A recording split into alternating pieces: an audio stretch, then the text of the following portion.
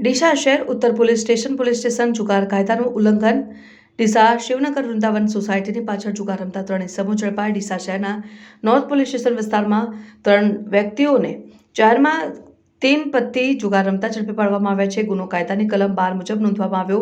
આ કાર્યવાહી ડીસા શિવનગર વૃંદાવન સોસાયટીની પાછળ યોજાઈ હતી, જ્યાં પોલીસને બાતમી મળી હતી કે શૈલેષભાઈ જયંતિભાઈ રાવળના ઘરની નજીક કેટલીક વ્યક્તિઓ જાહેરમાં જુગાર રમતા હતા અને આની આધાર પર પોલીસે તેના જુગારમાં આવેલ 3 ઇસમોને પકડ્યા છે।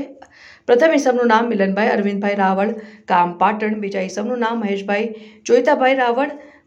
ત્રીજા ઇસમનું નામ રાહુલ કુમાર ગણેશભાઈ માજીરાણા, ગામ ડીસાને જરૂરી તપાસ બાદ તેમની પાસેથી કુલ ₹3300 રોકડ અને જુગારના પત્તા મળીને આવ્યા હતા અને વધુમાં એક સફેદ કલરનો રૂમાલ પણ મળી આવ્યો હતો। પોલીસે તમામ સામે જુગાર ધારા કલમ 12 હેઠળ કાયદેસરની કાર્યવાહી શરૂ કરી છે। જ્યાં સુધી શૈલેષભાઈ જયંતિભાઈ રાવળના ઘરના સંદર્ભમાં તપાસ કરવામાં આવી, ત્યાં વીજ કનેક્શન ન હોવાને કારણે મકાન દબાણના પુરાવા પણ મળી આવ્યા છે।